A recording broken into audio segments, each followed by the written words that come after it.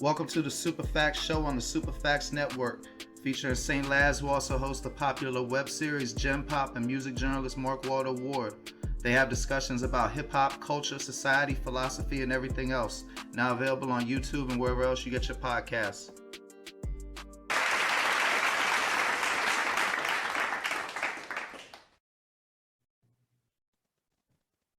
What up, world? It's your boy Mark Walter Ward, Super Facts Show, Super Facts Network. We got a very special guest on his birthday. You may know him from All Elements TV, the excellent All Elements mixtape series. The whole world heard the Freestyle Files Volume 1 and 2. You might know him as Wu-Tang's tour DJ. Got a new podcast, I believe that's called All Elements 2. How you doing today, brother? And happy birthday. What up, bro? What up, bro? Thank you, man. Hey, man. The podcast is the J-Ronin podcast, and the radio show is the All Elements Mix Show. Gotcha. That's on Delicious Vinyl, the Dash Radio app. You know, it's clarifying, but yeah, we here, man. We good. DJing a lot. Get my big birthday bash on Friday. A lot of big gigs coming up. A lot of gigs with Wu-Tang coming up. You know, and what's that birthday bash hitting on? What you got any special performers or anything? Yeah. Or under wraps? I'm doing a live mixtape, so I'm gonna keep the beats going. And play people's classics, and I got a lot of my personal favorite MCs coming. Tragedy Gaddafi, Royal Flush, General Steele from Smith & Wesson, Little Fame from M.O.P., Killer Priest from Wu-Tang, Planet Asia, Cali, Timbo King from Wu-Tang, Shabam Sadiq keeps me on Rockets back in the day, great MC as well. My brother Frank Knight, Sav Kills, for my team. El Gant, shit, I'm trying to remember. There's so many. Keith Murray. Hold on, let me remind myself. I'm looking at the flyer. Man, he coming from the north, south, east, and left. Aguilar, from Purple City and all that. You might know him from that. Adolf the Assassin. Yeah, bro. Right. Aguilar vinyl right behind me. There you go. Thurston had a third, a low light general. Doo-Wop, legendary DJ, but great MC. Cortez, battle rapper. Swave Sever, battle rapper. Poison Pen, legendary in the battle rap world, but also in other hip hop in general. I never heard of Poison Pen, and we'll get into it later. But when I was listening to that, when I was listening to that freestyle, I know I was never into battles like that. I was in prison most of the time. The battles was popular, and you weren't seeing that shit in jail. But he was a crew called Stronghold. Okay. Stronghold. That's where the Mortal Technique came from. Stronghold crew. Okay. Man, when I heard he had one of the best freestyles on the whole thing. I'm gonna go totally left on you twice. Then I got this great Immortal Technique story. I was at Hard Times. It's a bar in Springfield. It was still when I was putting my face in the plate and drinking and all that good shit. And I had no idea who the fuck Immortal Technique was. Well, I did. I knew of his music. I didn't know what he looked like. And he was sitting like 3 rows down from me because he was 3 seats down from me because he was performing. And I'm a huge Dipset fan, like huge Dipset. I mean, I got like the Cameron Mother's Day card. I got the Cameron face mask when it first came out, all that type shit. I got a Dwell story for you. Just remind me later. I will. I mean, you see, I got the Killer Crunch back there, all that shit. So me and my man is having this debate about who's the best rappers from Harlem. And I'm bringing up people like Big L and McGruff. He's not as hip. He just know like Dipset and shit like that. Of course. And this man with Immortal Technique gets like dumb fucking offended and was like, you ain't never heard of no real motherfucking rapper from Harlem, and like got up in my face and shit. And then like the only reason I was living in Virginia was because I got nabbed up with drugs and I did time in Virginia. I was in the DMV area and I had to live in Virginia for my parole or probation. But let's just say I know a lot of people everywhere in that area, and many people stood up quickly in Immortal Technique, let the issue slide. But I thought that shit was funny. He got like so fucking offended. And I remember my man was like one of them little fake tough guys who don't say shit till after the situation over. And he was like, Mace is harder than you. Uh, But I mean, Immortal Technique is great. I can't take it away from him. I mean, He he won a might lot have of been battles. drunk or whatever. You know what I'm saying? I ain't trying to say nothing about his character. Probably not. MC's got egos, like everybody else, and they got feelings. They want to be in the top running too. You Yeah, know, but I mean, we in Northern Virginia, bro, and it's mostly white motherfuckers. Does he really expect that they got a huge knowledge of Harlem hip hop history? I was probably the only motherfucker in there that ever heard his name before, you know. What year was this? I just come home, so I'd say about 2006. Okay, he was pretty popping by then, like bringing out 1,000+ people to the shows. Yeah, but we're talking about an area where people's copping Green Day albums the day they come out. You feel me? Yeah. And yeah, and yeah. and then my other, this ain't no story, but going left before we was talking, you was talking about Corrupt, and I was just curious. I'm gonna butcher this. I forgot what the name of his first album was. It was like California or something like that. You know, it was a double disc brown joint. I think it was corruption in the East and West. Okay, there you go. Right. So just out of curiosity, you told me you was a big Corrupt fan, and I've never really got a consensus on this from people. Which disc did you think was better? I like the East Coast one better because I'm more into I like lyrics. the But Coast one. I don't know. Probably the East. But I like that one that Gonzo was on. Rest in peace to Gonzo. I think that was on the West side one. Gonzo had a nasty freestyle on the Freestyle Files, that's for sure. Yeah. Actually, no, he wasn't on Freestyle Files. I wish he was. But that wasn't Gonzo. That wasn't the same Gonzo. No, I don't think he was on there. The one time he was in my studio over here in Brooklyn, this very room, and the computer crashed that night. It was him and Planet Asia, and we ended up going out partying that night. I took him to Soul on the Horn, real poppin' weekly before COVID, and we had a great time. But I never got to work with him on the music side, not really. And I was talking to him about martial arts before he boxed with Bosco. Okay. I try to give him little pointers and whatnot. Did he follow him? Yeah, but he's Bosco is so much bigger than him. Yeah. So I mean, you remember when 50 Cent and Floyd Mayweather supposedly got in a tussle, and like I knew without even knowing that if that ever happened, 50 Cent would easily win. Like if they're really fighting, maybe not boxing for points, but I mean, when you're much bigger than somebody, you're gonna win if your skills are equal. I mean, speed is a factor, but you can overpower someone. All that shoulder rolls don't work if they're 50 pounds bigger than you and just exactly. But if you got kicking and takedowns and grappling, Yeah, exactly. So, but so since this is a birthday and I want to kind of go over your career and celebrate your life a little bit. Although I do got a couple of things I want to ask your Yeah, you ask me anything, man. I'm chilling. I ain't going nowhere. I got jiu-jitsu later on tonight, and I don't got no plans. I had a good meeting, making things happen, and now I'm over here. That's what's up, bro. So so you mentioned you was in Brooklyn and you started out. You were affiliated with the Low Lifes. For anyone who doesn't understand what that is, could you explain it a little bit? Especially because I feel like it gets misconstrued. Okay.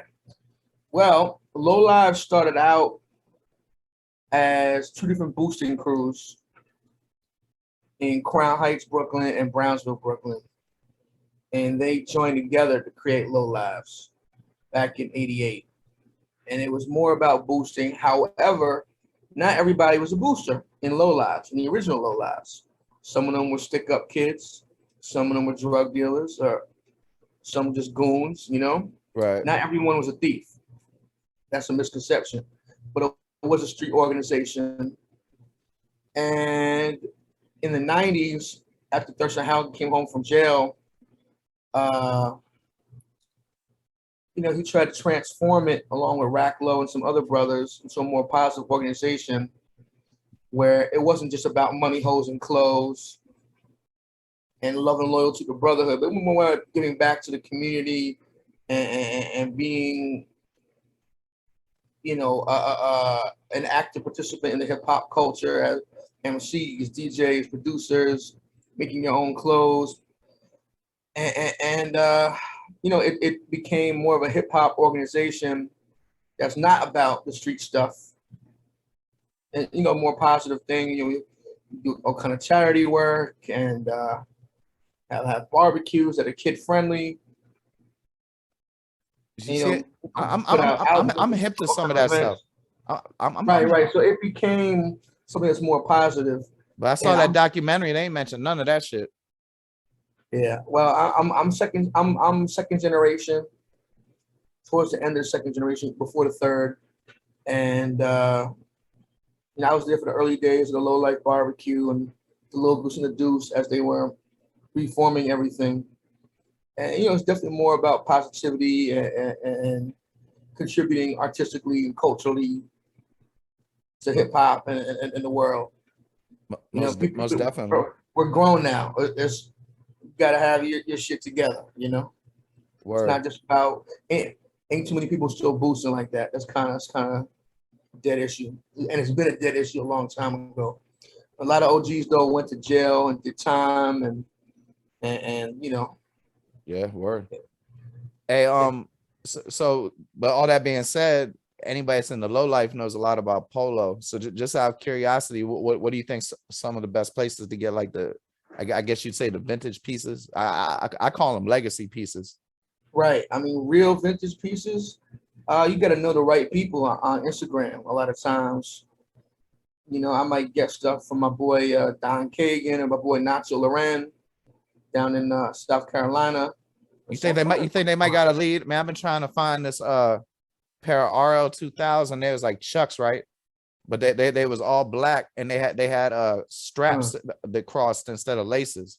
And they came up to like the middle of your legs. So like I used to be able to wear them in the clubs, but they still felt like Chucks. Huh. I got from like this like Cavaliers men's store. I don't know if they had that where you was at, but it was like a junk where you get like fancy ass loud church clothes, you know what I mean? And I ain't never seen them shoes nowhere since then. And now I'm trying to get I got the teddy bear basketball sweater, but there's a teddy bear Olympic jump t-shirt. Man, I can't find that nowhere. I want that so bad. You gotta, I would say, follow the major low heads that sell stuff. There's a bunch of them. I'll hook you up. All right, that's a bet. I'm always getting stuff. I got more bears than I can count. T-shirts, knits, hoodies, sweatshirts. I feel it's the worst though, bro. Other than the t-shirts, them things are the worst for wearing on a podcast. When you got these lights on you, be sweating like shit. So I got like all these. Yeah. I got all these vicious low pieces. I can't even wear, or not for this shit. Yeah. Well, I'm in Florida, bro. It's always summertime. Yeah. It's like 94 degrees right now. You know what I mean? Yeah, come to New York, man. Come to New York in the fall and the winter.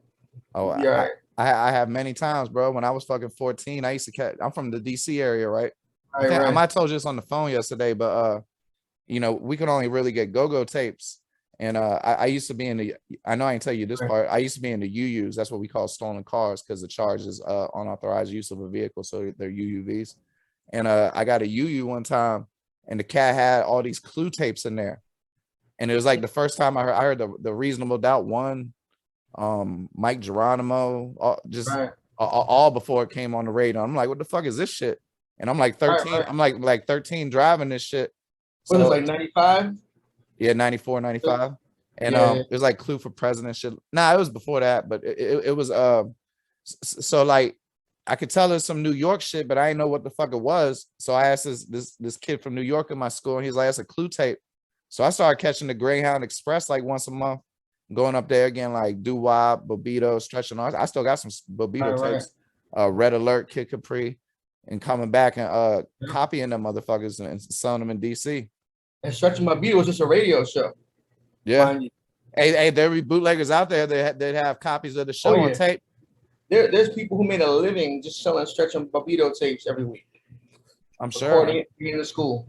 I mean, it's like Houston and Screw or Mac Dre in the Bay. I'm sure. I mean, man, people have been figuring out how to get paid off independent music way before majors came along. I mean, shit, motherfucker. Think about a Bard or You know, the motherfuckers used to have to like travel town to town and prove they could sing and shit to be able to eat and sleep and shit. Yeah, I think Busta Rhymes said before he was out as an artist, he was recording such my videotapes and selling them, getting money. I believe in high school. I believe it. So, you know, in sticking with your story, at one point you become the official Woo DJ. So how well, first let's start. How did that happen? Well, it happened a little later. I was after high school. I was already going to college, and I was active on the Wu-Tang Corp forum online, and I managed to I started going to Wu-Tang shows and getting backstage and videotaping interviews. And I interviewed Jizza and Prodigal Son and Master Killer. And I started just filming shows and putting it up for all the fans in Europe who wasn't necessarily seeing everything. And they love that shit. Yeah, I just started hanging out more and going to Prodigal Sons with Sons of Man's house and training with him in martial arts, some of his peoples. And you know, through him, I met Killer Priest, Hellraiser, rest of the Sons of Man, and Inspector Deck. Got cool with Capadonna, and I ended up just touring with Killer Priest, doing shows with Priest, doing events with Capadonna, and you know, got tight with them from there. And then I was doing my mixtapes and just trying to promote, particularly the affiliates who weren't getting that kind of love in the streets at that time. And you know, the Sons of Man, Royal Fam, Timbo King, Shaheem, a lot of Dark Man, brothers like that, who are super duper dope and talented. And you know, just pushing them out there. And you know, from there, Wu-Tang Radio started, and they put together Wu-Tang DJ Coalition, and I was one of the first people down with that. Okay.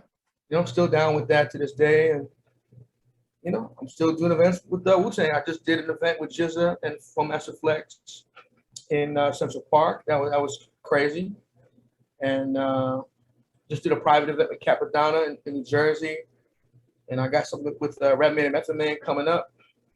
Hey, when you do a Capadonna show, what's the most requested song from the audience? A lot of people want to hear his verse from Winter Wars, and the crazy thing is that instrumental never came out. Even on the Iron Man instrumental album, it was never on there, and no one has it. So there's like a bad loop of the beginning, but it doesn't sound great. So usually what we do is just have Cap do it on the Biggie beat, Ushacha.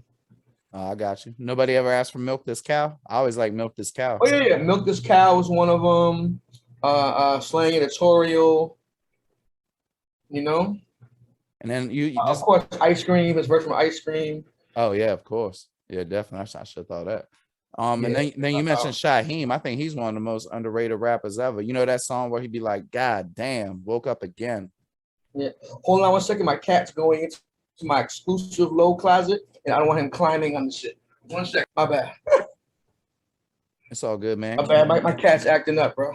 Oh yeah, you can't have the cat scratching up the low. I got the vintage pieces and the capsule collection pieces in there, so I can't have him climb up on them. But we was talking about Shaheem. You know that song I'm talking about? Which song was it? At the beginning, he'd be like, "God damn, woke up again," and he'd be like, "Down my face run tears." I don't know the whole thing. I know part of it. He'd be like, "Not sure. What part of shit is real? Don't you understand? I'm a young grown man." Shit is real. And it's got Takitha singing on it. I think it's called Shit Is Real. Yeah, it was on the single with the Big L song, and it was on the Man Child album. Right. Furious Anger.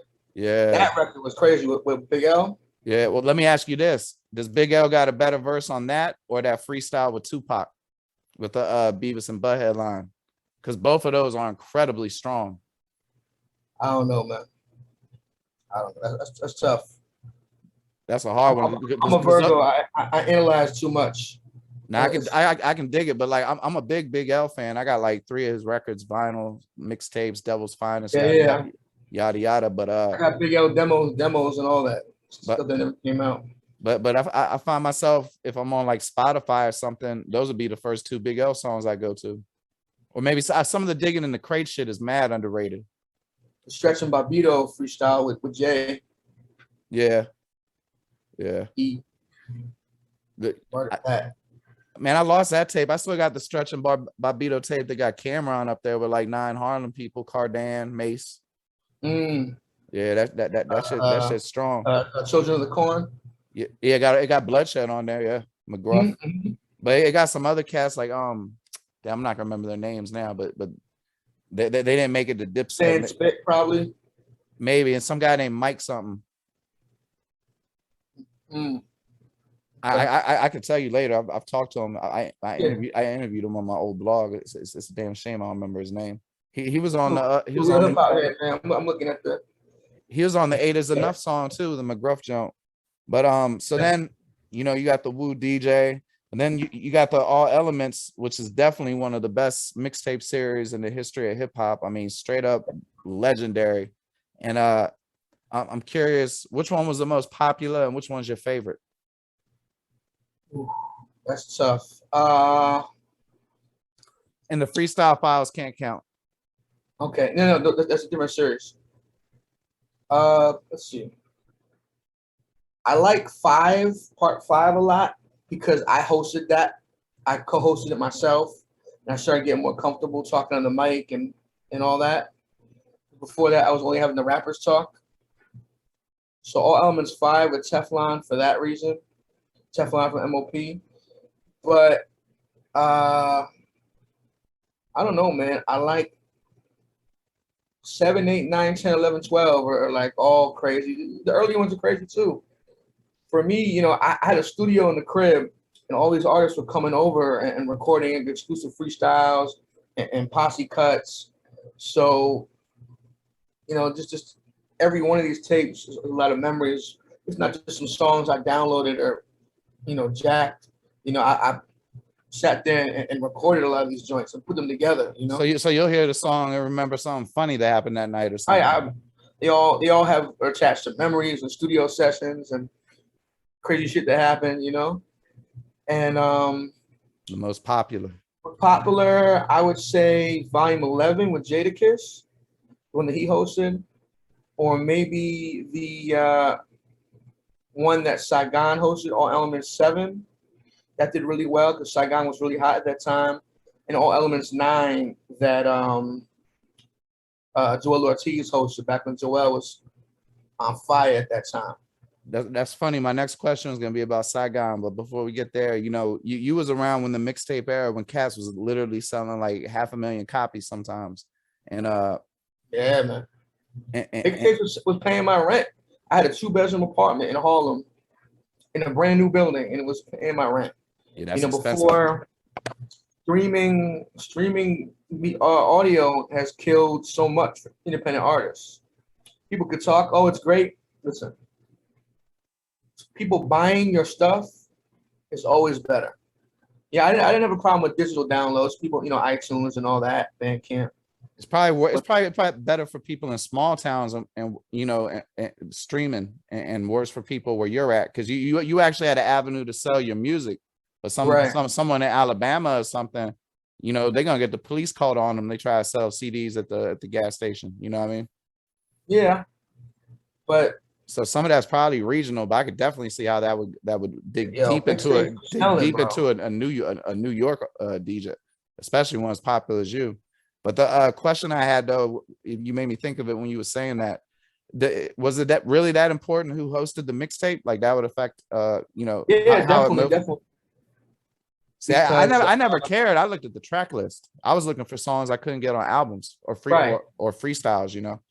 Well, people knew every one of my tapes. Half the tape was stuff you couldn't get anywhere else, and I made sure of that. Oh, I remember. Like All Elements 3 had a good amount of exclusives, and the 1 and 2 did. But from 4 on, I had my Pro Tools set up properly. I knew it, and just I had everybody coming over. Elements 1, 2, and 3 had Diplomats exclusives? Nah.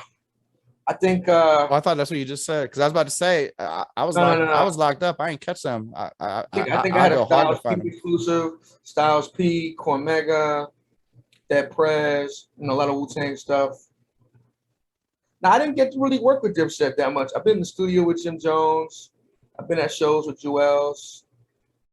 I never really Arsonist came out my old crib once to have a meeting, from Heatmakers. Right.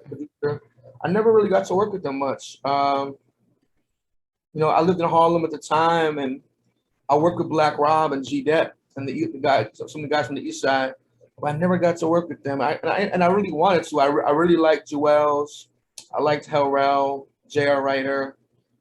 It was dope. Cam as well, of course. Max B I liked a lot too. I showed him in the club, but I never got to work with him. What about SNS, SAS, the British dudes? Their post their post Dipset shit is insane, like Galaxy Fly. Yeah, I did have exclusives from them from time to time because their DJ was DJ Snips from London, right? Who was part of my All Elements crew. And Snips, I had him do the cuts and had him produce a lot of joints that were on the All Elements tapes. You still got a copy of that? I would love to hear it. I love SAS. I got everything, bro. But yeah, SAS did do exclusives for our tapes. Man, shout out to them. Shout out SAS. Mayhem. Yep. Mega. And then also, you're a pretty notable A&R. So I'm curious, who have you signed? Who have you helped get signed? Whose career have you helped? Okay. I've A&R the Capadonna project, the Earth, Wind and Fire album, the second CD. I A&R that and recorded it and got a lot of the beats for that. Oh, you're a real A&R. Okay, gotcha. Oh yeah, real. yeah. I'll get beats and I'll get features and have the artists work with people they haven't worked with before, and give them concepts and bring in a singer, bring in someone that plays different instruments. Got you. Yeah, you're not just somebody who got an ear for somebody who can make it. You're the person who can execute that person's vision. I'll try to bring it together. So I A&R the Capadonna project. A&R some Planet Asia stuff. A Razcast mixtape. Endemic from London, the producer. He's done albums with Rusty Jux. Who else? He's done a lot of compilation stuff. I got him his first deal with EMI. He's got projects coming out with Tragedy Gaddafi, and he's worked the Mortal Technique and Killer Priest and Hellraiser and them. And Planet Asia as well. Of course, Sav Kills projects. A&R, most of his, pretty much all his stuff, and recorded it, and helped get the production, the features. Frank Knight and Chuck Wayne. I got an album out on my label with them called Slim Mickens. I A&R that. I'm trying to remember. I gotta take notes, write everything down because I'm getting my Wikipedia page done, and I need to have who I produced for, who I A&R. Right. Yeah. So I gotta really. There's way more. I'm just. Yeah, because then you gotta do the link, and then it links back to their page, and it makes your page pop more. Yada yada. Right. I be understanding like the basics of the SEO, but like once you start getting into metadata and shit, that should be confusing as hell. Yeah. Especially for like a motherfucker who ain't have a computer until like 2011. Yeah, he's like the street dude now. There's so many people I had to help them fuck with the social media world, and they didn't get it. I know we ain't supposed to say this, like I've changed since then, but when I came home, I thought MySpace was some gay shit. I've totally come around. I don't use gay or faggot as a pejorative, but right. I totally stayed away from MySpace. I was like, what the fuck is this? And then on top of that, like I've been I was more of a sticker. I robbed drug dealers and then sold the shit to other drug dealers. So I didn't want a lot of pictures of me anyway. I may have did a little bit of that when I was a kid. Biggest adrenaline rush ever. But I was worried if I put pictures of myself online, somebody would recognize me and be like, "Oh, that's that motherfucker." Because I was in DC, right? So like, I used to dress up like a police and go rob like crack houses.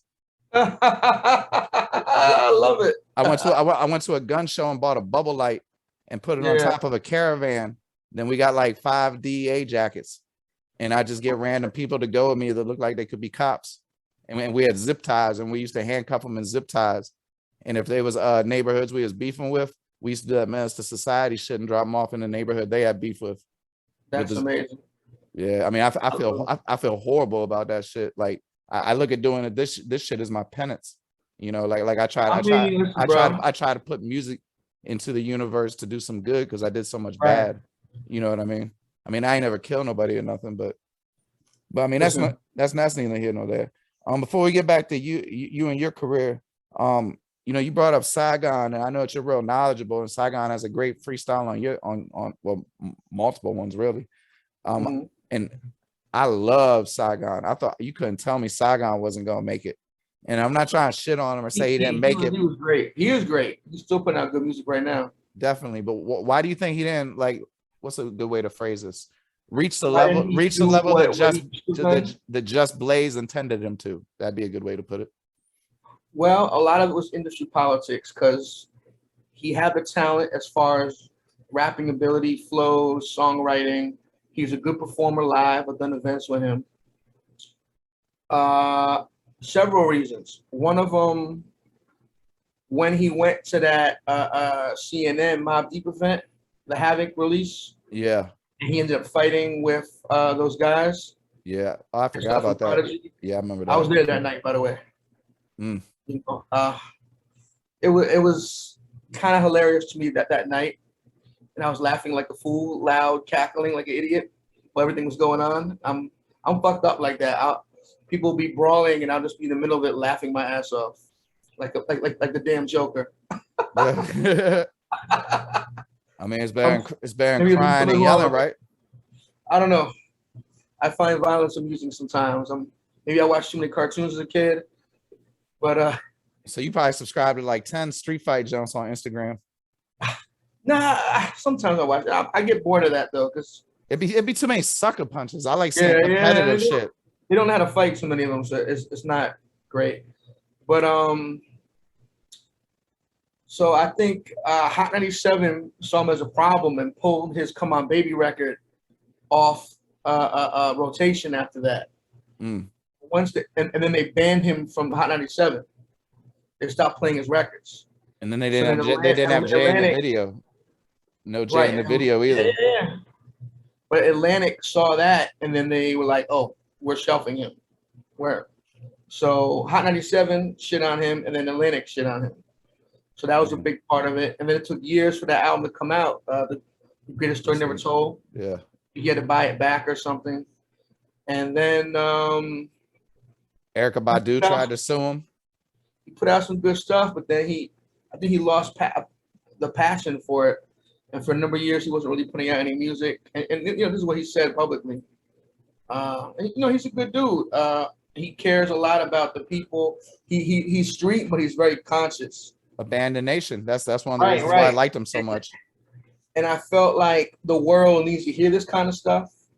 So I definitely want to get him on my podcast soon. I got to hit him up.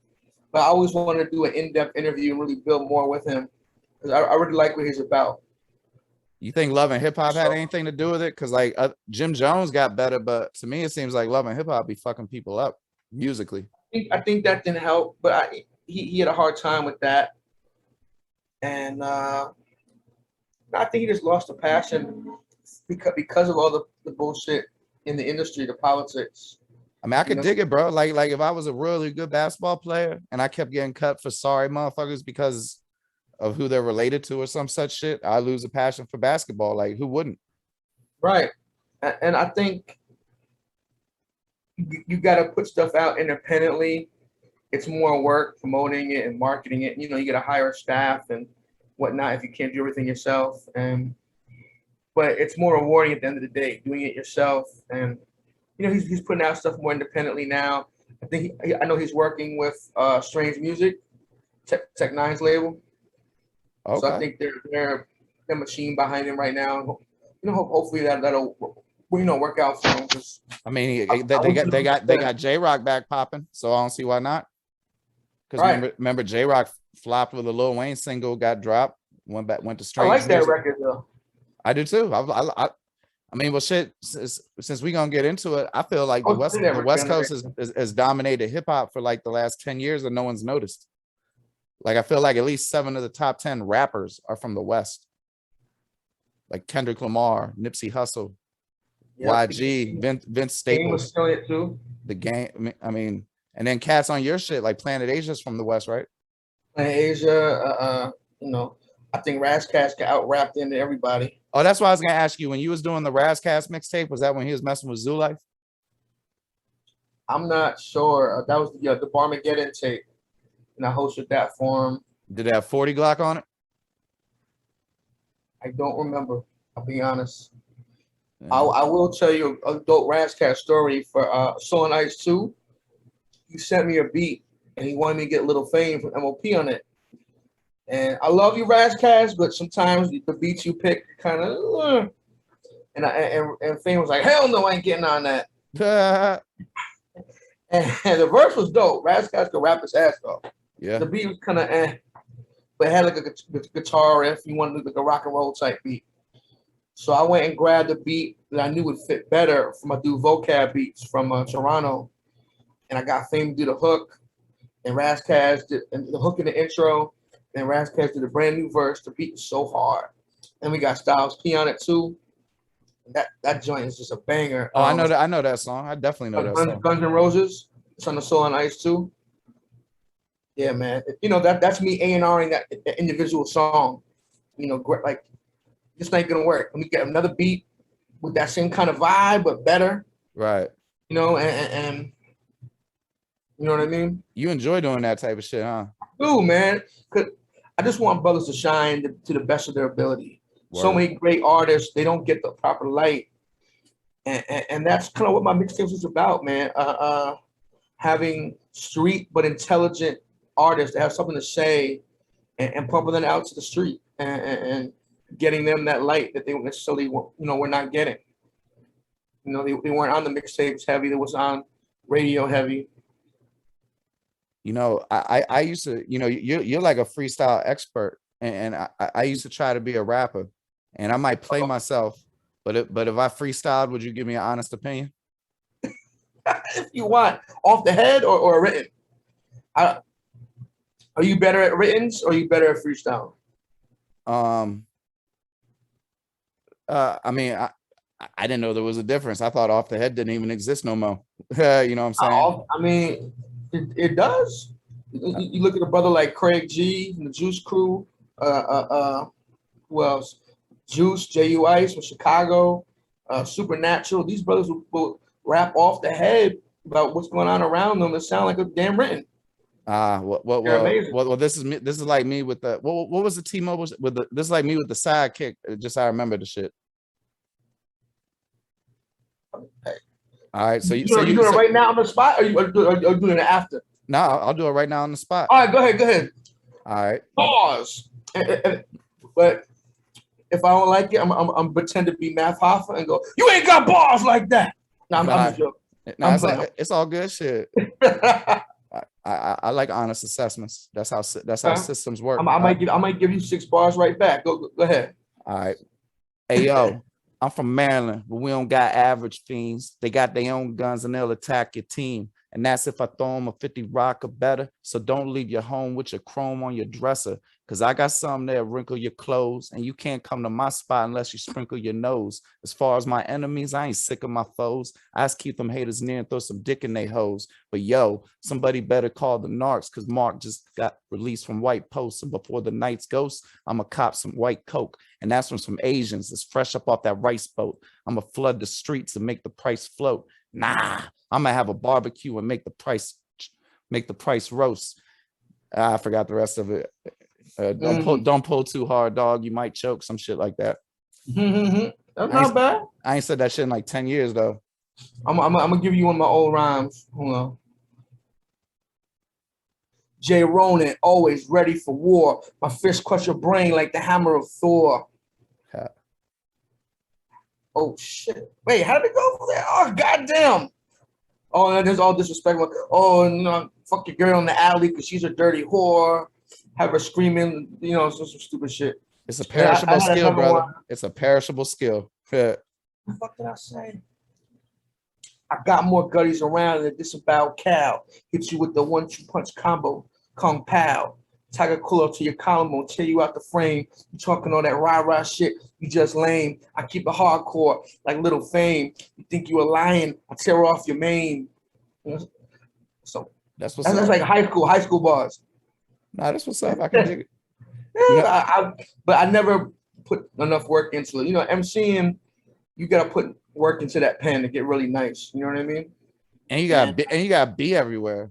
Like people don't know. Like I ain't never heard nobody listening to Wale in DC, but a DJ in DC told me this story that literally for like 5 years, every day when they was changing shifts, he was outside with a CD or a tape, and like and any event, any open mic, whatever, he went there. People would make fun of him, all that shit. He put in work. Yeah, he did. I'm not the biggest fan, but he put in work. Yeah, I'm not a fan at all, but I give credit where credit is due. I've been around Wale when he's had some of those interactions with females. I actually stepped in between one, and then which one? Amanda? Basketball game? Nah, an employee that he wasn't happy with at a club. Wow. Yeah, and then I know a bunch of DC rappers that he did some dirty shit to. Stole a hard drive, all kinds of shit. But I ain't trying. I don't be wanting to throw dirt on people's name when they can't. When they ain't here to address it. His career has been nothing but successful. I feel like he definitely signed to the right label. He definitely has some classic albums. But I damn sure ain't trying to talk about Wale. Hey, if they had a Nas and Jay versus, who you think would win? And if they performed a song at the end together, what do you think it should be? I think it should be the Shaquille O'Neal song where I can't remember which one on the album, on the Clue tape, they had both of them, right? But on the album, one of them said that the other one couldn't be on it, so one of them got took off. I can't remember who made the album, but there's a version that got both. They gotta do all of them. They gotta do Success from the American Gangster album. And they got to do Black Republicans. And they got to do that song with Ludacris. But who do you think got the best 20 songs, though, outside of their songs together? Because that's really what a versus is. Let's say they got all the other shit in order, like how to act and the sequencing and all that other shit. Because I feel Dipset really lost on the sequencing.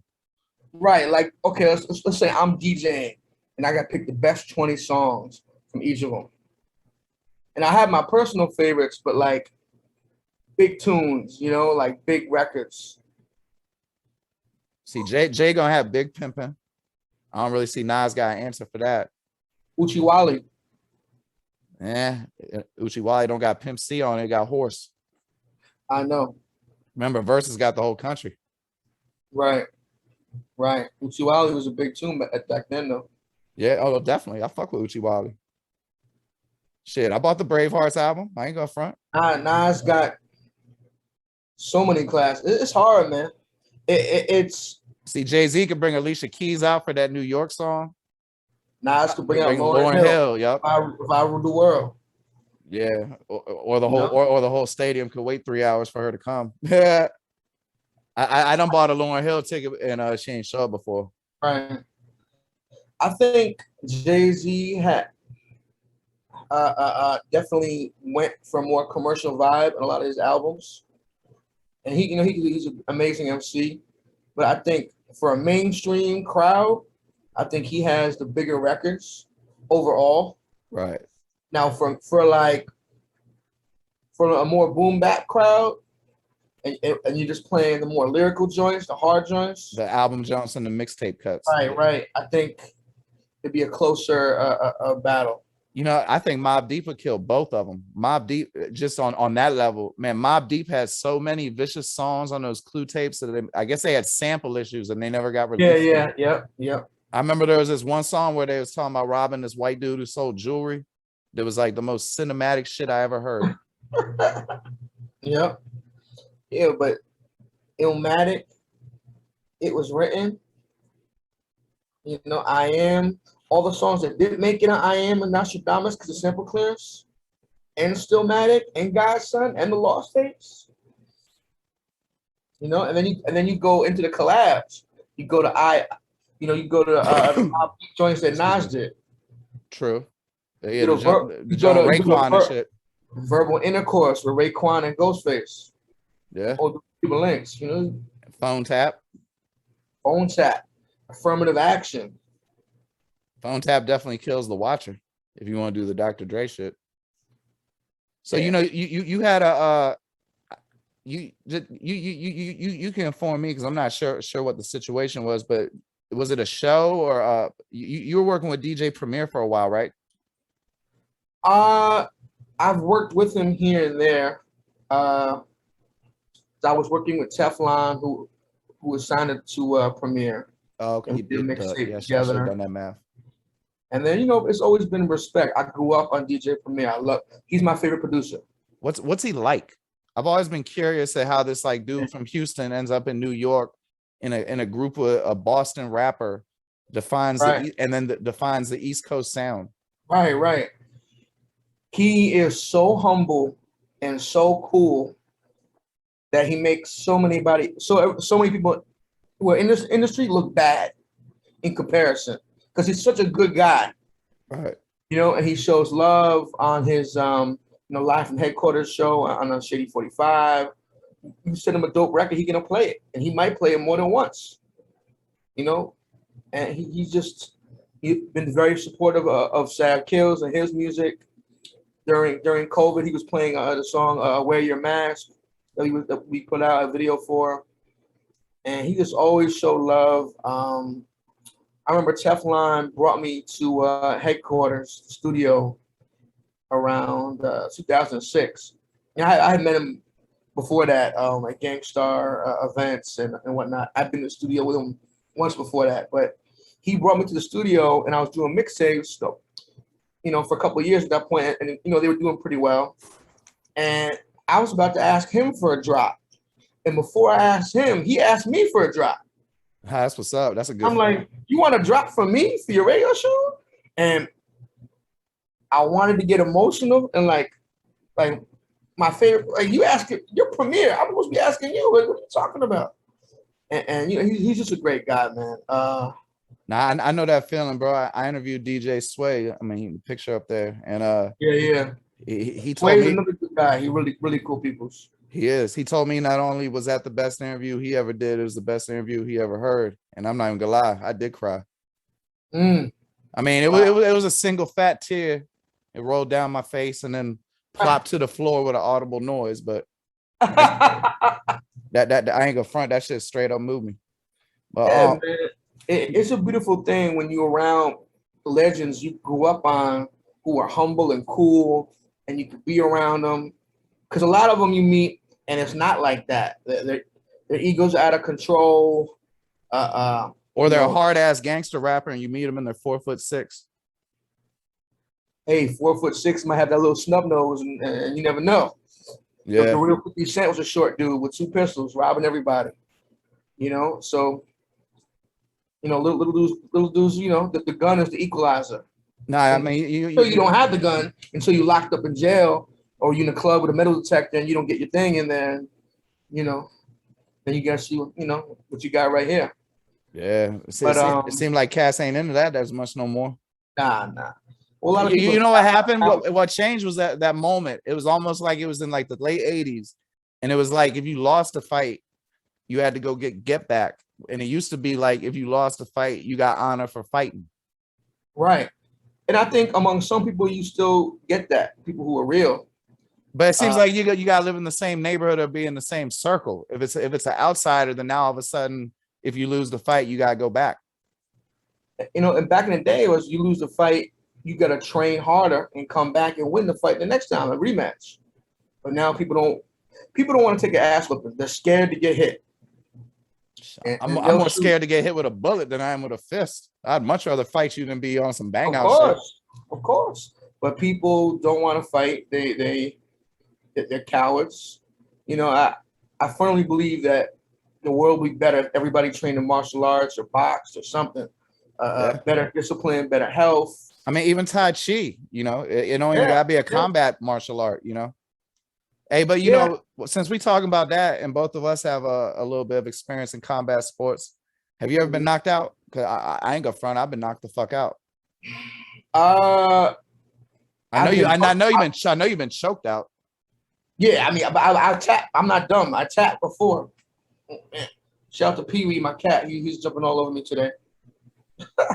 What up, Pee Wee? I've definitely had a tap.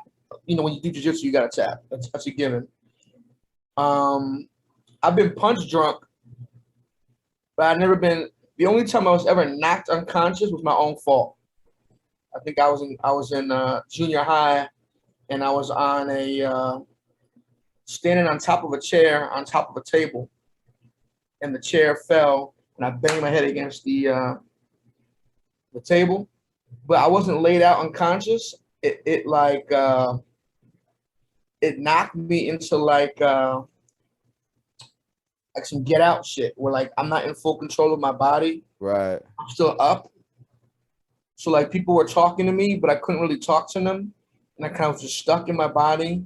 And they could lead me around and I could walk. And they walked me down to the nurse's office. And I don't remember how I got there.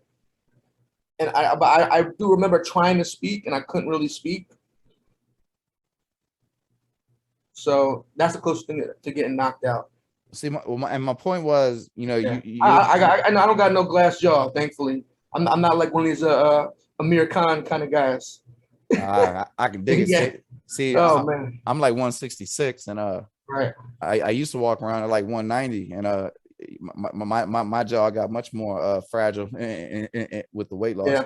But the reason I was saying that was when we were talking about fighting, you said people are afraid to get their ass whipped, and I was just bringing that up to let anyone know it really ain't that bad, and you heal pretty quick. You heal. I mean, it also depends though, because there's when you have a fight and there's respect for each other, and all right, you win, and we keep it moving. But then there's like I don't respect you at all, and there are people who just they take it to the next level and they stomp you out and they do what they do while you're knocked out. You know, breaking bones and all that. Yeah, that sucks. Yeah, that shit ain't necessary. I've definitely had my shoulder popped out. Oh, that's the worst. You know, they say that's the second worst pain you can feel to giving birth. I don't know how the fuck you can measure that, but that's what they say. That ain't true. I'm gonna tell you the worst pain that a man could have. I wasn't drinking water properly, and I had a hard training session. It was a belt test actually, and I didn't drink enough water before. I didn't drink enough water after, and then I had salty Chinese food, and then I went out drinking and partying. The next day I was peeing blood. I had kidney stones. So they say kidney stones are very painful. You know, little sharp, jagged crystals going through your fucking dick. That's like, painful. Like the Seinfeld shit. Right. However, my stomach was also messing with me, so I took Pepto-Bismol. And when you have kidney stones and you take Pepto together, it's like lighting your insides on fire. Damn. And the pain doesn't go away. It's not like a half an hour. It's like 24 hours plus pain. And I thought I was going to die. I went to the hospital. They had to give me all kind of Percocets. And it still was pain. Damn. And they told me this is the worst pain you will ever feel in your life. There's nothing like this. I thought I was going to die. And, you know, I tried to sleep it off. I couldn't even sleep. The pain was that bad.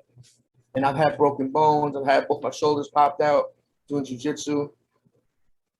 You know, that was more my fault. I was being reckless as a young kid, challenging the head of a dojo and being I'm from Brooklyn. You can't mess with me. Did you get humble? You said it was a belt test. Did you get the belt? Yeah. I got the belt, but I messed my body up. You just gotta drink water. Yeah, gotta daily. You gotta drink a lot of water. My uncle has Alzheimer's. He's going through it, and he doesn't drink water. He didn't drink water properly. And you gotta hydrate. In your mind. Hey, how you doing? She can't hear you, but she loves rappers and DJs. He's a very famous DJ for a long time. I'm a little bit. I did a couple things. Yeah, but I like the lyrics. She's interested. A lot of times she's around when I'm doing my preparation, so she sees the videos and hears the music. That's great. Yeah, she ain't get to hear the Lost Files, unfortunately, but it's all right. You gotta teach the next generation about dope music. You know, I grew up on 60s soul, 70s funk, 80s R&B, pop, hip hop, all that. You gotta appreciate it. Oh yeah, shit, bro. I was listening to the Beach Boys, Pet Sounds this morning. Yeah. Right. I mean, I grew up on the Beatles and all that. So you gotta appreciate the music that came before you and share your passion, for that music.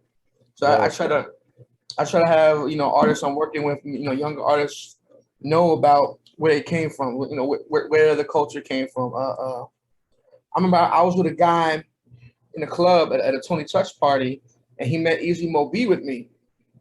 Easy Mo B produced half of Biggie Ready to Die, Bone, all that shit. Tupac, for Big Daddy Kane, for Bone Thugs, yeah. Right. And this guy treated Easy Mo B terribly, like, who the fuck are you? And disrespected him in front of me. And I got mad and pulled the dude to the side, like, yo, what are you doing, bro? That dude's a legend, Flavor in Your Ear, Craig Mack. Yeah. Warning, Machine Gun Funk, so many classics, and people don't know their history, and that's the problem. I don't know if he did Me Against the World, the song itself, but I know he had like at least 6 placements on the album. Yeah, he had joints on there, definitely. I know the one, the Outlaws joint was his. Like, they didn't have Outlaws on it. It was called Outlaws. Yeah. You know my co-host Saint Laz. How'd you meet Laz? I think I met Laz at a mixtape DJ event. It might have been a Coast to Coast event, or it might have been a Foundation Magazine event. Did he aggressively put some music in your hand? Nah, he was real humble and cool, man. Shout out to Saint Laz. Always been cool with me. Me too. Never had an issue with him.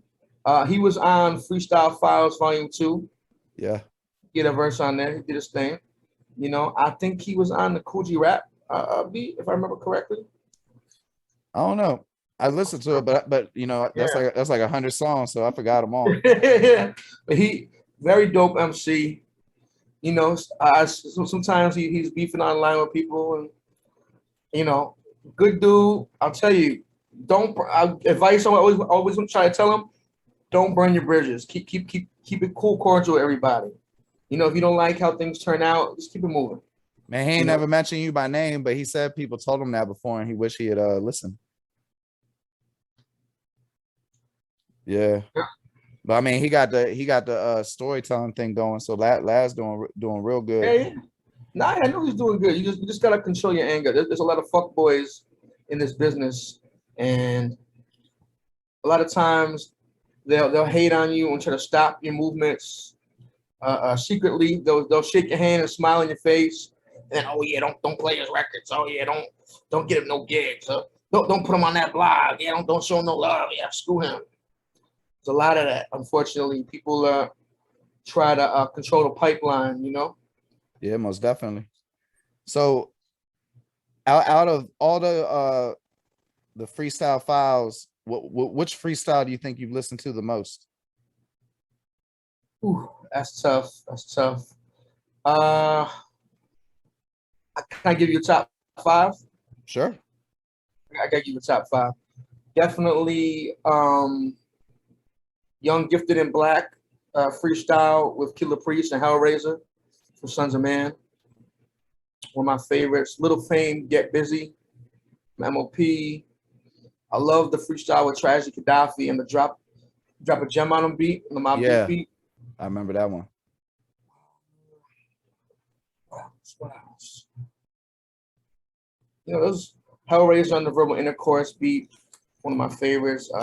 Shabam Sadiq in the Last Days, Onyx beat. Definitely those joints. Rod Digger on the Mostly the Voice, Gangstar joint. Yeah, she killed that joint.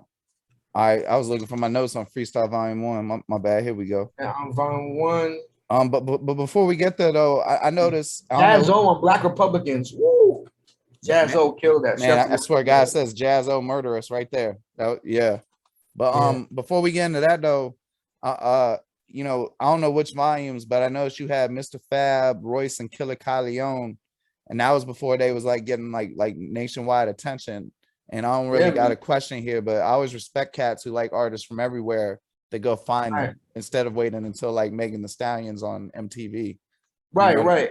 You know, I always had ties to people in the Bay Area and Southern California through Planet Asia and Razzcazz and my boy The Evangelist, who's out in Frisco. He linked me up with a lot of stores and publications like Stash Magazine back then out in the Bay. Shout Stash, I remember that. He runs Senor Sig, which is a Filipino taco truck business. They have a bunch of trucks and they got a brick and mortar store as well. And they sell their stuff at Giants Stadium. That's a big move. They're doing good. He don't really rap anymore, but he's doing good in the food business.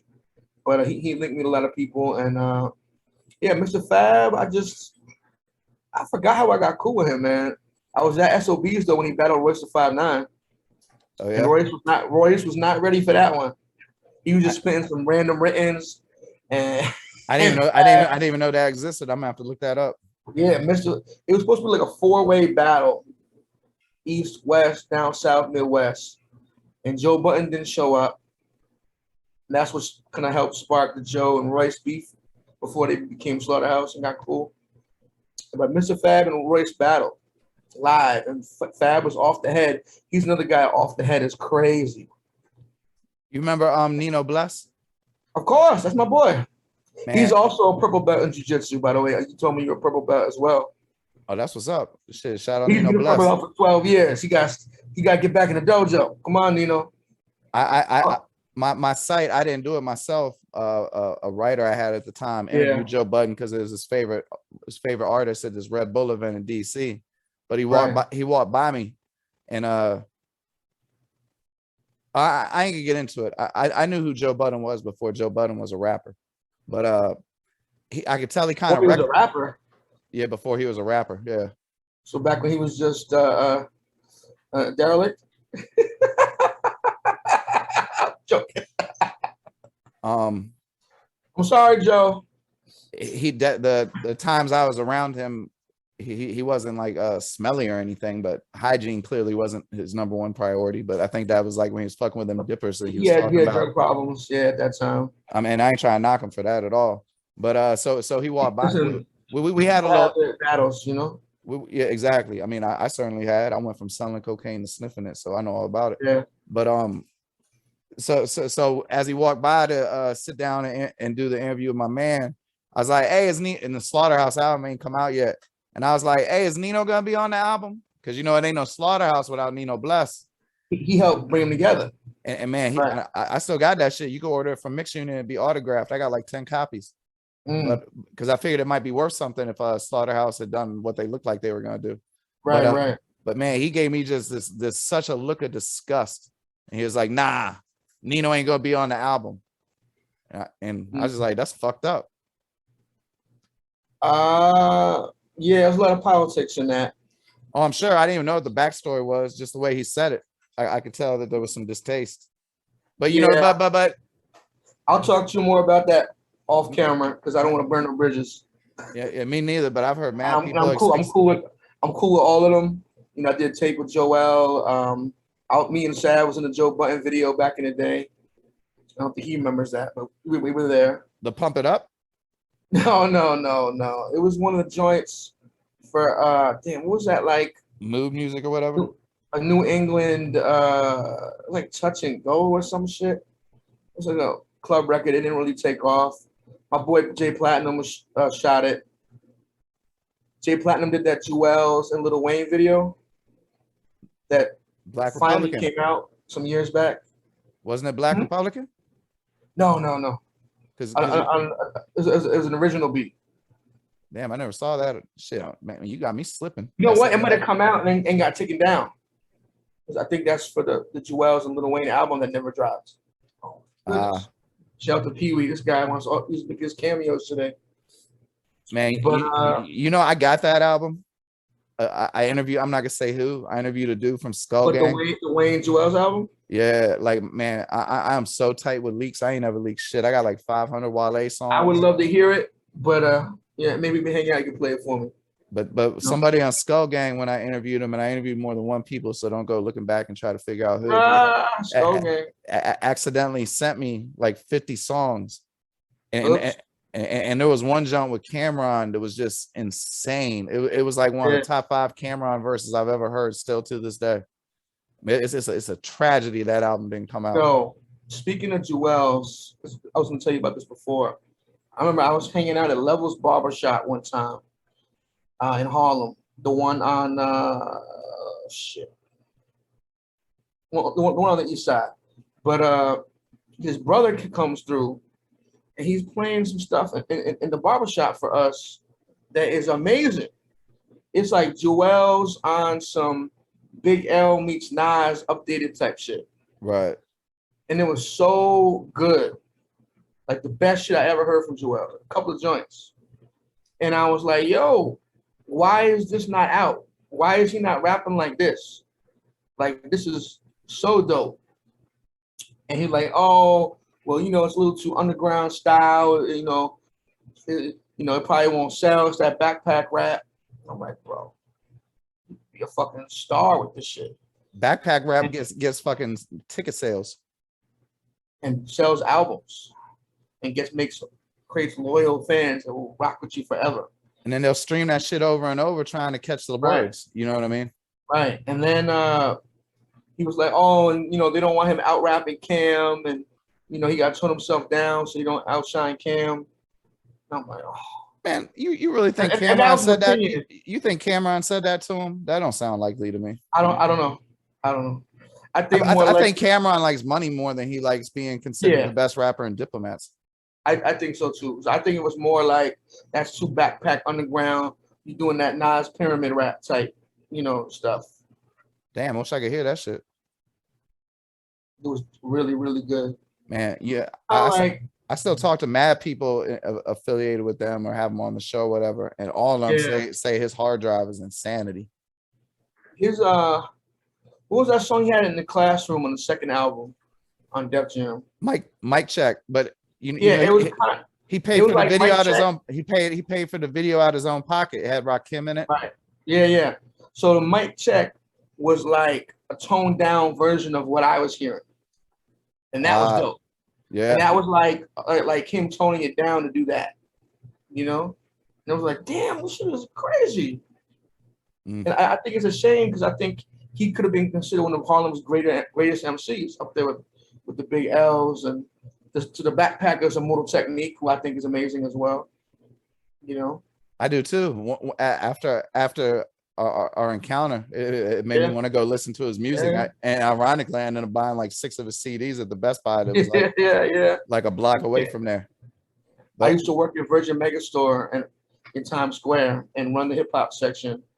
And I used to always tell the buyer, get MF Doom, get a Mortal Technique. And I was pushing that stuff out the store. Technique had bars and had crazy punchlines. You didn't know a little bit about history. Yeah, nah, you a little bit. Shit, you know a lot. You can.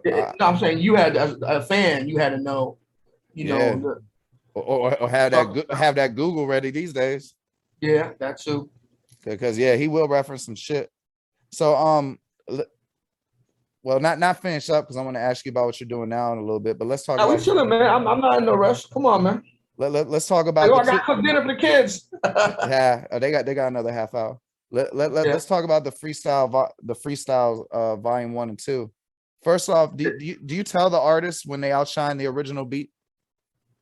Like if they do a better job than the original artist, do you tell them that? Or do you keep that to yourself? Usually my goal, and I try to oftentimes have someone who's affiliated with that artist. So like I had Killer Priest get on a Soul on Ice Diamond D remix. That was a Razzcast beat, and they both, Horsemen. Right. I had like Little Dap get on a gang. Oh, you're right. I forgot about the Horsemen. Yeah. Oh, they just dropped their album this year. Damn, bro. Shit. Finally, shout out Fat Beats. Shout out to Fat Beats. Shout out to M80 and Razzcast who made it happen. Man, if I listen to that shit like 20 times and take some notes, you think you can get one of them to do a show? Yeah, Bet. definitely. Razzcast and Killer Priest. Shit, that'd be all I need is one. But either one Yeah. would be love. Both of them is big hip hop history. Well, I'll definitely talk to you about that. All right, so on the freestyle volume 1, I don't guys make notes because I ain't gonna front. I was supposed to listen to it more, but I ended up listening to volume 2 first because I found it easier, and then I listened to it like 6 times. Yeah. But the Jazz-O joint was murderous. The Crooklyn joint was absolutely insane. Oh, yeah, the Crooklyn Dodgers, 2007. Yeah. And that was from that old soundtrack, right? Right, right. That was the no. That was the original Crooklyn Dodgers beat. Okay. So not the return that was on Clockers. No, I'm talking about the Crooklyn soundtrack. Oh, yeah, I think so. Yeah, yeah. So yeah, that was a General Steel, Shabam Sadiq, Teflon from MOP, and Sav Kills together. And that did amazing, Yeah, nah, that shit was Sav Kill is nice. That's my brother right there. Shout out to him. Yeah, shout out Sav Kill. Hey, I'm not hit by a car. He's healing up right now. He just got hip replacement surgery, man. Oh man. He's doing better, man. Shout out to Sav. I'm glad he's doing better. What was that? He had a joint on there with Royce and the 5'9" and AZ, right? Yeah. That was funny because with that one, Royce sent me the freestyle by himself, and AZ sent me the freestyle by himself. And I just blended it and extended the beat and added Sav to it. And then sent it out as as like a blend remix, So who had the best verse? Royce. That's when Royce was really like, he had just been battling with Mr. Fab and Joe Button and going back and forth. He had that passion, like that rah. Yeah, like when you be ready for a fight and you hit that point that if you train anymore, you're gonna go down. So he was like at that up point. So on Sav Kill verse, though, he say Harlem World's phony. And I'm curious, why did he say that? Was it because of the Jay-Z beat and he's talking about Mina? I don't know. I think it might have been that I had just moved from Harlem and I lived there for 2 years. And so you might have meant Harlem, not Harlem World, the area, not the yeah. I think he might have meant like stuff he went through in Harlem, working with certain people and them being full of shit and the nonsense, and I had some issues with some Harlem people, and I brought Brooklyn to Harlem, and nobody could eat, and that little side of Brooklyn, I brought my low life OGs through there, and it made it real hard for everybody for about a week or two. Just like to let y'all know, like I'm not the one to play with, and after that I moved back to Brooklyn, and it's been it's been beautiful. I love my hometown. New York City in general, my hometown. I still got love for Harlem. I got a lot of people from uptown. I was the first person recording Miss Hustle, if you know about battle rap. Yeah. I recorded her in 06. I didn't know she was a battle rapper. I know her from she had a K Slave mixtape that had a bunch of Dipset features. Yeah. She was battling in URL and all that. And she was working with K Slay, and she was on the Cameron project. She had a song with Cam on one of his mixtapes. Are you sure you're not getting her mixed up with Bird Lady? Nope. I don't remember Cam having a song Miss Hustle. I do. And I was pushing her to like work with him more, and I managed her very briefly for about a month. It didn't really work out, but that's still fam. We still peoples.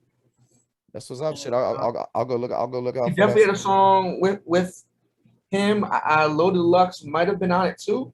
See, that Loaded Lux is what fucked me up for battle rap, bro. After I saw him on that joint against the BMF nephew or whatever, like other shit just don't compare. He's too nasty. Like I still watch that shit like at least like once every 3 months. That shit give me goosebumps like a motherfucker. What are you talking about when he battled Calico? Yeah, Calico. Yep, the BMF nephew or whatever. He came through like with the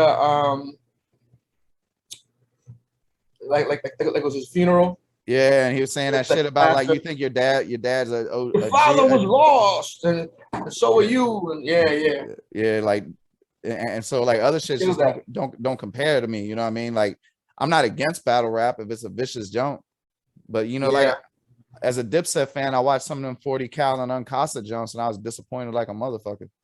Yeah, man. I mean, that's it's funny. My manager had moved down to Atlanta and back in the day, and really had a strong ties in Atlanta, and he was trying to get me to sign to BMF. It's like 05. And you know, I'd have to work with Young Jeezy more and Blue Da Vinci, and I didn't mind that. You know, they're both dope, but I heard they had a RICO case against them. So if I'm doing all these mixtapes with a BMF logo, wearing a BMF chain, and they're sending me bread, and I already see where you're going with it. You know, I didn't want to get indicted and have to do Fed time for money laundering. Right, because you ain't gonna rat, and then I'm not. And then if you don't rat, they give you like for something like that, you probably get like 12. You know what I mean? I think Jacob the Jeweler did a little time, like a year or two, maybe. Well, I mean, no disrespect to you, brother, but I doubt you have Jacob the Jeweler money. No, of course not. But back then, the mixtape game was a good way to clean money. Yeah, I'm sure. I'm sure. Now, of course, I didn't have no Jacob the Jeweler money. Nah. Yeah, he had. I'm sure he had some great lawyers. You know. Oh, shit, man. You know he did. He probably had them lawyers Patrick Ewing had for that strip club shit in Atlanta, or them Ray Lewis murder lawyers. His cousin, who I know is a millionaire, so I'm pretty sure he got bread too. Word. You know? So the Freestyle Files Volume 2. The first question I gotta know: do you think Prodigy had a better verse on your version of Drop the Gem on the Drop the Gem on him freestyle than the actual one? Because you know there was a time when Prodigy kind of like stopped rhyming. I think there was a minute where he was the best rapper in the world, but then it's like do I think Tragedy Gaddafi's verse on the Drop the Gem freestyle is better than Prodigy's verse on the original? Oh no, wasn't Prodigy? Maybe I got the wrong Mobb Deep song, but wasn't Prodigy's verse over a Mobb Deep beat? No. It wasn't. I'm tripping like shit. Then I must be having a. I had Tragedy get on that. Okay, well, and do I think Tragedy's verse on that was better than Prodigy? No, I wasn't asking that. I'm just all the way wrong. I do. Okay. I like Tragedy as MC better than Prodigy. Sorry, I love Prodigy for his attitude, but he's not as lyrical as Tragedy. I liked him until he stopped rhyming. I ain't understand that shit. He got lazy. I'd say like around 90. HNIC. HNIC was uneven. Everybody calls it a classic, but if you're gonna be honest, it was a kind of uneven project. And everything after that, he kind of stopped trying so hard, right? I think Cam did the same thing. They kind of just like they lost their passion for being the best MC that they could be. I mean, the program was pretty damn good, but that last Cameron jump was kind of lackluster. I'm talking like the Purple Haze 2 was kind of lackluster, but the program was vicious. I'm talking like after SDE, I feel like Cam got a little lazy with it. Really? And then he got not. You don't think to Come Home With Me and some of the verses on the Dipset mixtapes? On Come Home With Me, he was rapping like shit. I feel like Vado brought that fire out of him at one point, and he came back to like, I'm gonna rap more. You know, I like them two together. I'm ashamed. It's a shame that they're not still working together, because I like the two of them together a lot. Man, the secret is I'm pretty sure Cameron's not talking about Vado. Yeah, I'm almost a 1,000,000% sure. But Vado said that he's not talking about him. Yeah, I mean, I'm not gonna say who he's talking about. It ain't hard to figure out what female he's talking about, though. Yeah, but I mean, that's neither here nor there. Fiend, man, he murdered that Guess Who's Back beat. Oh my God, yes, Fiend. You know, formerly of No Limit, Jet Life, and all that. Rough Riders. Did you know he was on Hypnotized Minds? 3, I think. Yeah, and he was on Hypnotized Minds for a while. Fiend is amazing as an MC. He got the deep voice. He can sing a little bit. His hooks are crazy. Flow is crazy. I think he's one of the most slept on MCs. I interviewed him before. I had him on that project. I'm still in touch with him now. I definitely want to interview him for my podcast. I'll try to link y'all up too. Oh no, Super dope. I know Fiend. I was talking to him about the song Okay. yesterday. All right. I met a couple people in my day, bro. I ain't know J-Ronin or nothing. My But bad. You told him that you was talking to me? Yeah. Now Okay. I told him I heard that John was like, damn, you killed it, bro. Nice. Yeah. Because I mean, all his shit dope, but that was like exceptionally dope. I wonder if he remembers that joint. Was he like, or was he like, oh yeah. Oh no, he definitely remembered it. And I sent him a link to it, and he hit me with I don't know how you pronounce this, but SHEAHHH with some exclamation points. So yeah. I don't know. But yeah, then he's so dope, man. That UGK Proud record he put out recently, but I like so many of his joints, man. Oh yeah, me too. Shit, I got at least 20 of them. He's better than so many people. Like I feel like he just needs to get that push for somebody, you know. I thought he had the best project in the whole history of No Limit, and I listened to damn near all of them. Hands down. You know, I like Mystical, but I like Fiend better. Fiend's more lyrical. I mean, there was some other contenders. The True album with the skulls on the front was vicious as shit. But I mean, that's if you're like less in the lyrics and more into like gangster shit. You know what I mean? Right. I'm talking like I bring it like I talk it. Yeah. Another thing, you know, I got from it is I got a bunch of interviews to prepare for, but next week I'm going way down the Planet Asia rabbit hole. I heard of them before, but I had no idea they were that nice. Oh, Planet Asia is one person, or that he's that nice. Yeah. He's a monster. He is, and he's amazing as a performer. And I saw him forget his lyrics one time and freestyle the whole show, and everybody going crazy. Damn, that's dope. Yeah, he's amazing. I highly suggest you check out Pain Language, the album that he did with DJ Muggs. That shit is fire. DJ Muggs, say no more. Yeah. Jewelry Box Sessions. I love that album a lot. He's a guy that puts out, you know, a few projects every year. He stays in the studio. He's working on an album with DJ Scratch. I'm not sure when it's coming out from EPMD. Right. And I recorded some of that over here. And Scratch came through. You know, shout out to DJ Scratch, hip hop legend as a DJ and as a producer. What's it like being friends with all these musicians you admire? Because I don't get to meet them as much as you do. So I got a different viewpoint. Well, I give you, sometimes it's a blessing when they're cool and humble, and sometimes it's really, really hard and disheartening. And, you know, some of these artists, they have, you know, mental illness, depression, drugs, alcohol problems, and you see some of your heroes you grew up on a mess in their 40s and their 50s. And some of them are living great and you know, got kids and grandkids and you know, doing wonderful, and some of them are not, and it's hard to see, man. I'm sure. You know, so and sometimes, you know, they might not have alcohol, drug problems, mental illness, none of that, but they're just, their ego's out of control, and they're just, you know, terrible. It's weird though, because a lot of times it'll be the most underground cat that had like one or two looks.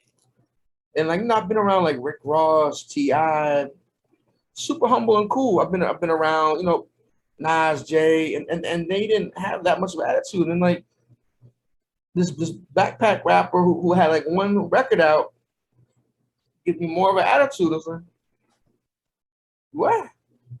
Why? But maybe that's why they didn't get where they needed to go. You know, they burned bridges. They blocked their blessings. You know. Yeah, on some Barry Bonds type shit. I can dig it. Then by the way, I gotta tell you about Freestyle Files Volume 3. Okay, shit, hell yeah. I'm gonna give you a little. So on the Nas, I gave you Power Beat. I got Cool Key from Ultramagnetic MCs. Damn. Illa G, Sadat X from Brand Nubian, and Capadonna from Wu-Tang together. Wow. And then Incarcerated Scarfaces, I got Westside Gun and Conway. I'm Broken Language, you know, the Spook the Hustler beat. Yeah, Trigger the Gambler. I got Rome Streets, who's coming up, who just signed to Griselda, Shabam Sadiq, and Tragic Gaddafi. And then other than that, Sky Zoo's on there, Swave Sever. Let's do a couple of hints, you know? Got you. There's some heat on there, though. I can dig it. I'm glad you brought up Illa G. Like I said, I'm a big fan of him. I'm gonna be seeing him on Saturday. Right. Thanks to you. He definitely killed his Freestyle Files volume 2 part. And then you had Aguilar. People love that joint too. Yeah, definitely. And then you had Aguilar on there. And if you could you speak on the dreaded speak on that? That's a weak journalism shit. But just I feel like he's so underrated as an artist and a producer. He's amazing, man. He's a great producer. I've seen him make beats right in my crib, just real quick, and just damn. He can play mad instruments, right? Yeah. I see my keys and all that. He really talented. I think he never got the credit he deserved as a producer, and he can rap his ass off too. You know. Well, anybody that's listening, y'all look him up on Bandcamp. He still releases CDs. He's always putting out projects. Merch. He'll be at my birthday bash on Friday performing. And then just the last thing I got about that, I've always liked Reef the Lost Cause, and yeah, man, he did his thing on that. I wish he had obtained a higher level of exposure, because I don't want to be saying people fail, because ain't a motherfucking failure. You fucking tried, you didn't. No, it's not a failure, but they're slept on. They're not, you know, appreciated by enough people. Criminally slept on. Great MC, one of my favorite MCs from Philly. Super nice. I'll put him on a Philly posse cut with Reed Dollars and Ines for making a band. Right. And I also put him on a posse cut with him, Mr. Fab, Capadonna, and Shot Stimuli. That was crazy too. How'd he do? Kill it. I figured. The monster. Do you think if Meek Mill hadn't came along that he would have had a bigger career? No, I don't think that had anything to do with it. They were in different lanes. Reef came out of like the hardcore underground, you know, battling and really kind of that traditional boom bap backpacker underground. See, I always thought Philly only supports one artist at a time to their detriment. Like they are supporting Beanie Siegel and ignoring major figures. Well, I mean, but they were showing love to Freeway and Petey Crack. Well, I mean, that's state property. That's an extension. Right. Your major figures was really dope too. I mean, that across Gilly is amazing. Yeah, so like I always thought that maybe the Reef the Lost Cause issue was the Meek Mill got in his way, because Philly seems to only support one at a time. I wish the Roots like helped him more. I think, you know, Roots always do great. You know, Black Thought is one of the greatest too. You know, I know he worked a lot with Vinny Paz, from Jedi Mind Tricks. Yeah. And he was part of Army of the Pharaohs. And, you know, that was a good look. But, you know, it's hard when you're maybe, you know, fans do this. If you work with people who are bigger than yourself at that time, they kind of like look at you as an affiliate of that person. And they don't acknowledge you as your greatness the same way they should. Right. And then the financial levels are different. I know he was doing that well, I don't know, he might have had somebody sponsoring him, but you know, right. it was DIY. And like at some point you start getting diminishing returns and you can't even afford to do the shit like UFC fighters. Well, I think of Reef, he has 2 kids, he got a wife, he got a family, and you know, he still puts out dope music to this day. I mean, you know, he's a family guy. Right, man. That's the time of the family. It's different when, you know, we get older, we have kids. You know how it is. I don't have any kids yet, you know, but I'm married. You know, working on it. You know, God willing, we'll be there soon. And you know, things change. You know, you get more family responsibilities, and then your elders get older. You got to take care of your elders sometimes. Yeah. I'm not the type to just throw elders in a nursing home. You know, Word. we look after our own. Yeah, I mean So they wiped our ass. That's the circle of life, brother. I'm with you on that. yeah. Hey, this don't got nothing to do with you. I ain't saying this to you, but when you said about the kids, that shit was funny. That made me think of man, on training day. You remember when Denzel Washington was talking to homeboy? And he was like, "You got any kids?" And dude was like, "Ethan Hawke," and he was like, "Nah." And he was like, "Well, if you need a son, let me know. I got 9 kids, all boys. I shoot straight every time." Oh my God. Yeah. That I got a lot of friends I that mean, they there joke. ain't no point to that shit. That shit just you made me think of it. Yeah. That shit was funny as a motherfucker. Yeah, you know, life is when you get married a little bit later in life, you know, things are not always so easy. I You mean, know, that's probably the smarter thing to do. I mean, I didn't get I mean, married too early. I wanted to have a kid before I was 30, and I had my first child when I was 30, because right. because I didn't want to be too old to keep up with him. But now I'm like 43, and I'm like I'm pretty mobile. You know, I don't try to be I mean, for the fellas, it's not so hard for us. It's more about the ladies. You know, it's harder on them. Yeah. shit. In my case, man, my wife don't wake up for shit. So when we got babies, I be getting up all night long. So it'd be harder on me. Right. That No, that I'm bre- talking about that breastfeeding stopped early. like men. Hey, As she men, in we she in can the kitchen giving me the finger. have. You know, as I was saying, as men, we can have kids at 75, as Word. long as we're still shooting. But women, you know, after 35, it's just harder for them, and that's just what it is. You know, I've seen so many people have to go to IVF or get surrogates. You know, it's just you know we're settling down later in life, and nothing's wrong with that. You know, Not like I said, I think it's smarter. some people aren't ready. You know, Yeah. you want to get all that wildness out before you settle down because you don't want to mess up a good marriage. Yeah, if I And married somebody when I was 23, I would have fucked that poor girl life up. same. You know what I mean? I think I wasn't ready till I was probably about 35. I think I Shit. went from being a man to a grown ass man. There's an evolution in your maturity, your way of thinking, your way of seeing the world, your ego, your humbleness, everything. Just you know, Man, it, it, that's some excellent shit to say on your birthday. Out of curiosity, is there any major events of your life that I didn't cover or I didn't find out?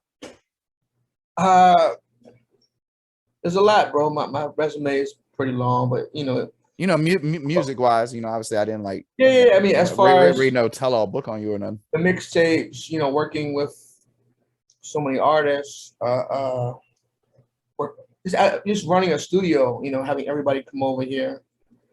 You know, recorded so much stuff from people. You know, management, doing online promo and marketing. I still do that. You know, I do the email blasts and I work records for DJs. I'm still very active with that. I have a lot of clients for that. And, you know, I have respect among other DJs and they're like, oh, J-Ronin sent me this joint. I better check it out. Oh, it's Right. fire. I'm playing on my radio show. So, you know, I'm still doing that. That's going very, very well. A lot of people try to do that. And it's not that they're not active in their hip hop culture. Like you can't just be online with it. You got to go to shows. You got to be a physical part of the culture and have real relations with people. It can't just be social media and emails. You know what I Right. mean? You gotta like, all right, you in Tampa, go to that show on the coming up and network. You know, and show face. And I I'm am. here. I see. I didn't know when you told me, but Jux Right. Diamonds is on there. I know Jux Diamonds real All good. right. Yeah. When he was working with Sean Price, I used to do his covers, and like one of them was in Times Square. Nice. Yeah. Yeah, man. So if they won't let, I'm gonna pay like you said $5. I pay anyway. Fuck a press pass. Yo, But if they won't let because me in with the camera, I'll just hit Jux up. they gonna let you in with the camera. I don't think that's an issue. I've had it go both ways. It all depends on the security guard. Sometimes some people take their jobs more seriously than others. Yeah. And then like people like, oh, I want to get on the list. Like, bro, it's $5. Just pay. Like I can't believe it's only $5. That's too low. Well, I mean, half the time, bro, the only time I want to get on the list, or all the times, really, because I don't mind buying tickets. I support artists. I mean, you sell them records behind me. Is it Yeah.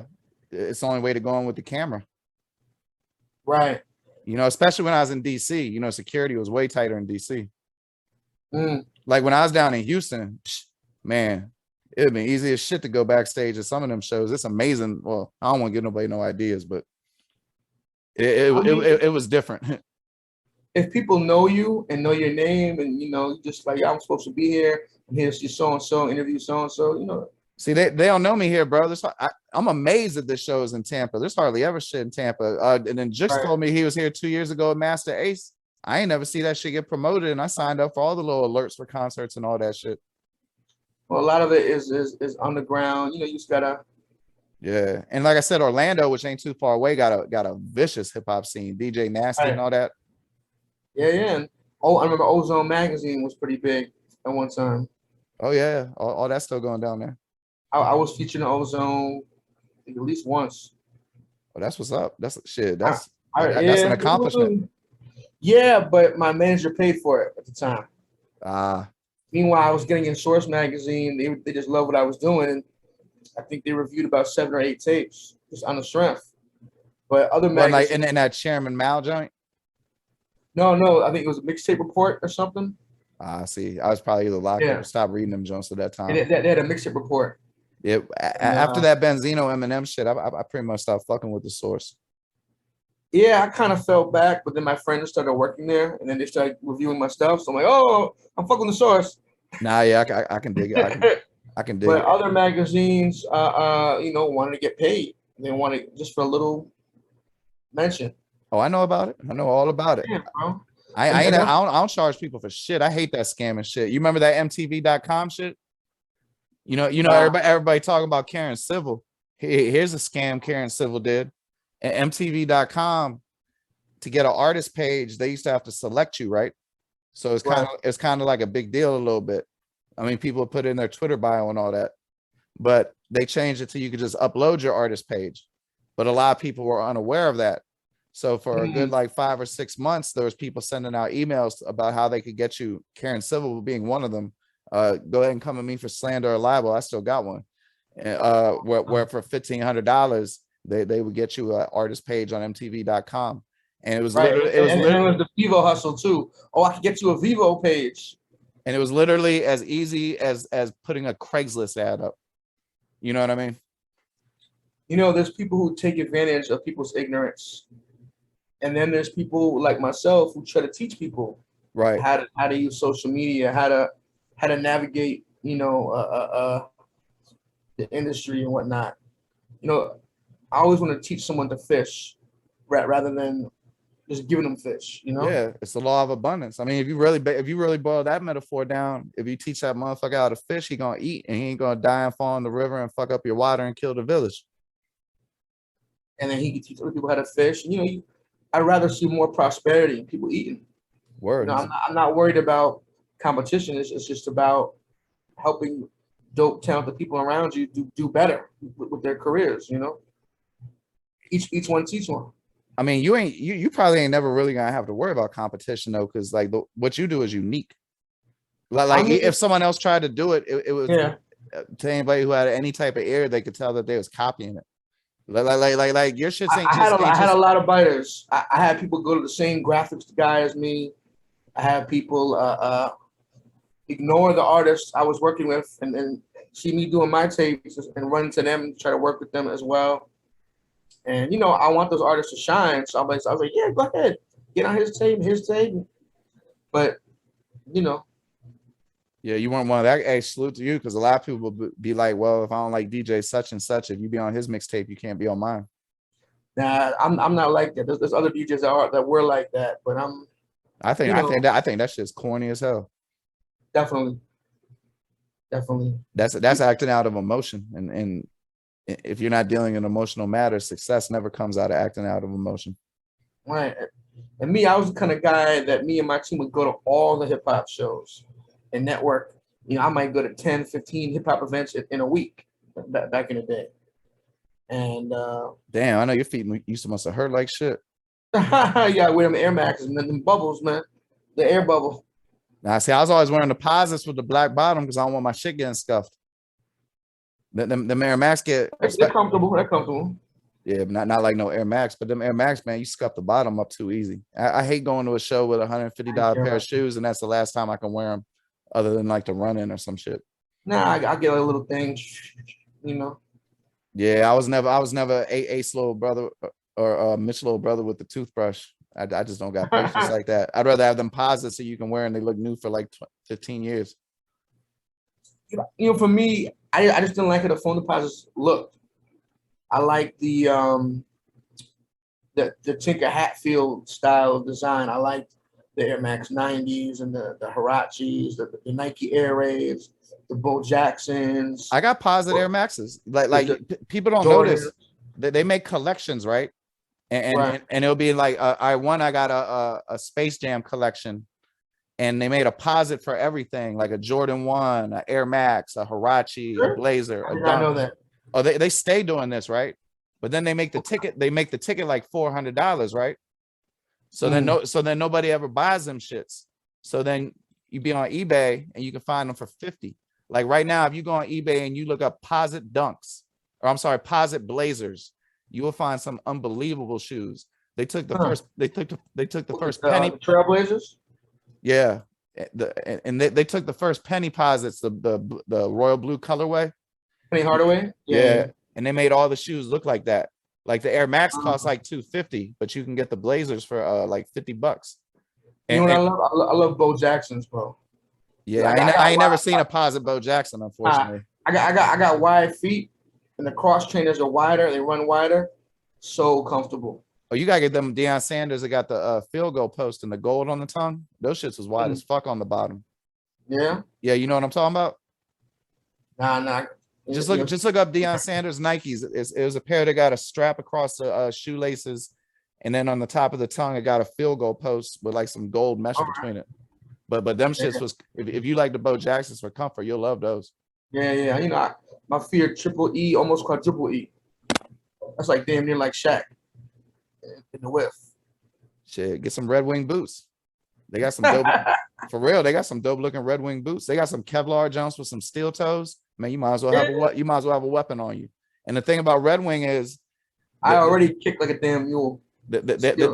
Red Wing will take care of your shit forever. If you go in there and the sole's falling off, they'll fix it or give you a new pair. If your laces for free. Yeah. If your laces is fucked up, they'll replace it. When I used to have to do construction for parole, I fucked with Red Wing. I'm thinking about throwing a roundhouse kick with a steel toe when you hit somebody. Yeah. Man, you know how in jail they be putting like the batteries in the sock as a weapon? That'd be almost like that, but more forward. What happened? You just put the 8-ball in the sock. Yeah. That'd be like that. Or rolls of quarters. Man, yeah, roundhouse kick with a steel toe Kevlar boot would probably be worse than that. That's like skeletal damage and some more shit. Motherfucker have a Picasso face. You know what I'm saying? Yeah, man. Yeah, well, shit, bro. Happy birthday. This ain't been nothing but a pleasure. Thank you, man. You know, make sure they follow me at J-Ronin82 on Instagram. Oh, we're just gonna get to the socials, but go ahead. I don't know. You know, just saying. Pull up Friday. The address I'm keeping off the internet because of a bunch of stuff going on. This will be out tomorrow, so they can check it. And but go ahead, say them socials, bro. At J-Ronin82, J-R-O-N-I-N 82, YouTube.com/All Elements TV online. That's the All Elements TV channel. You see the podcast, music videos, throwback ciphers, and all that. You know, just from there we can link everything else.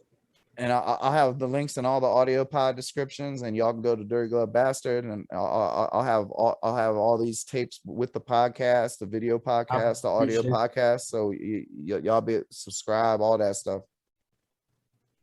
Definitely. And I'm gonna bring you a whole lot of people to come interview. You know, there's a lot of new cats coming up in this underground. That I think you're gonna like. You know. Oh, I love it. New artists, old artists, shit. I just like music, brother. I'm like you. You a real hip hop head. I'm looking at the Aguilar joint right there. You got Anti-Flag on vinyl. I see Jadakiss. I see Guns N' Roses. That's Joan Jett on top of Jadakiss. Joan Jett and the Blackhearts. Yeah. Well, it's like this greatest hits Jones she put out on her website. It got damn, I forgot the name of the group, but with the punk group that she had, that Cherry Bomb. Yeah, yep. Yeah, it got her whole career, not just her solo shit. Nice. Man, I got that at a garage sale. I looked it up on Discogs. That shit costs $195. I got it for $2. Yep. Garage sales, flea markets, you find vinyl and comics and all that. Yeah, thrift stores too. Mm-hmm. Yes, sir. Well, shit, I bro. love digging, man. You know. Me too, man. I love it. Record store day, all that good shit.